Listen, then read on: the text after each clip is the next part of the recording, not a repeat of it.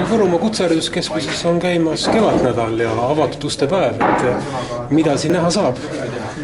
Jah, nii see on. Me oleme palju aastaid juba mõelnud selle peale, kuidas meil siis seda aprillikuus mõnusamat perioodi esile tuua ja esimene ülesanne on meil ju see, et tutvustada meie kooli paljudele noortele inimestele.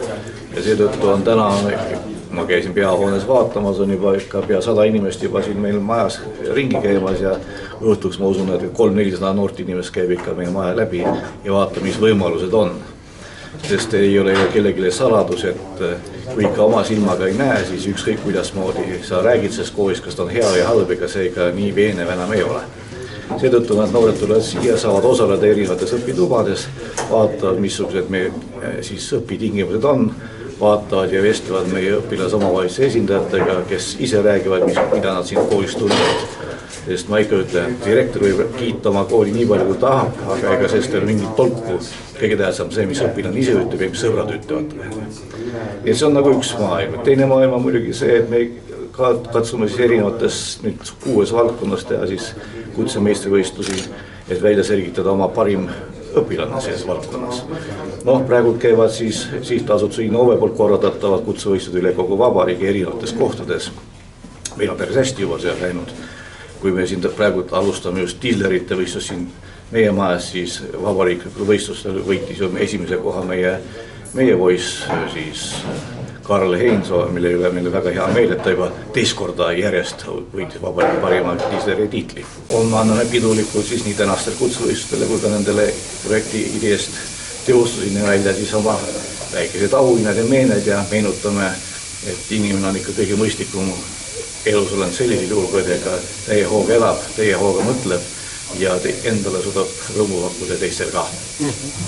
No kui palju õpilasi on kavas tänavu vastu võtta ja millisel erialada? Selle aastal on nõndamoodi, et me kavatseme vastu võtta sügisel kuskil 250 noort vähemalt.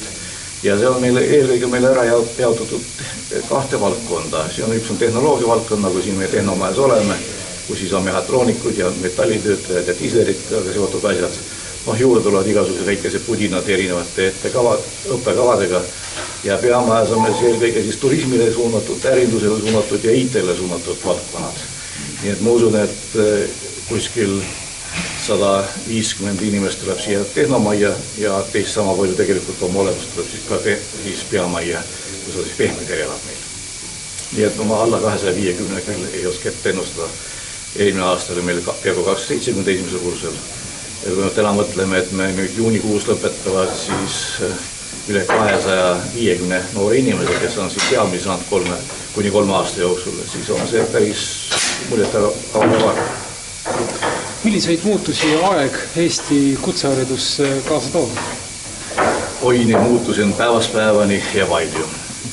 Alles me oleme hakkama saanud sellega, et on toimunud niinimetatud õppekavade reform, kus meie kool ka siin 40 uue õppekava välja töötasime, nii et õpetajad istusid ja nina tilkus sellepärast, et tuli väga palju mõelda ja teistmoodi ümber sõnastada olemasolevad õppekavad ja mõelda, mis asi see väljundipõhine õppekavas on.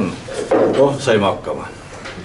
Nüüd on tegelikult ju probleem selles, et kuna me õppekavad lähevad vähemaks kogu aeg, siis me peame väga tähelepanelikult mõtlema selle peale, kuidas õpetajate koormus säilitada. See tähendab seda, et me peame 2 asja kokku viima. Õppekvaliteedi tõusu ja samal ajal tegelikult õpetajad töö kokku tõmbamise. Kuidas me sellega kogu süsteemis maailmas hakkama saama siin, see on minu jaoks küsitav veel. Ma ei ole päris kindel, et see nii lihtne on, kui meie tööde korraldajad seda täna arvavad.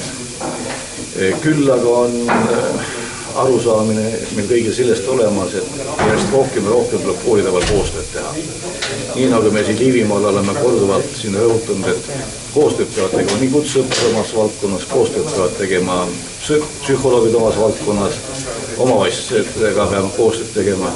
On selge, et me istume koolijuhtidega iga kuu paar korda maas ja arutame, kuidas moodi üheskoos kasutada oma parimaid õpetajaid, kelle koormus võib oma koolis väiksemaks minna, kuidas moodi oma baasi risk kasutada, sellepärast, et ei ole ju võildav, et me kogu aeg igasse kooli paneme tipptehnoloogia sisse, me peame mõtlema ja praktiliselt mõtlema nende asjade peale.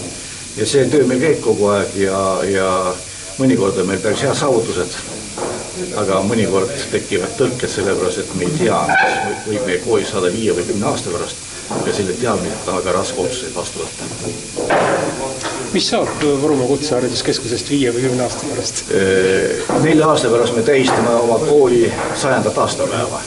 Ma usun, et see paneb alusse sellele, et ka järgmised 100 aasta me ilusti kenasti samas tegevust võtame. Ja ma ei kahtle, et riigil on ülioluline säilitada Võrumaal niisugust kooli. See on juba julgeoleku küsimus ja ma olen täiesti veendunud, et kui me suudame selle taseme säilitada, mis me täna on, siis meil ei teki küsimus sellest, kas meile tuleks või tulla.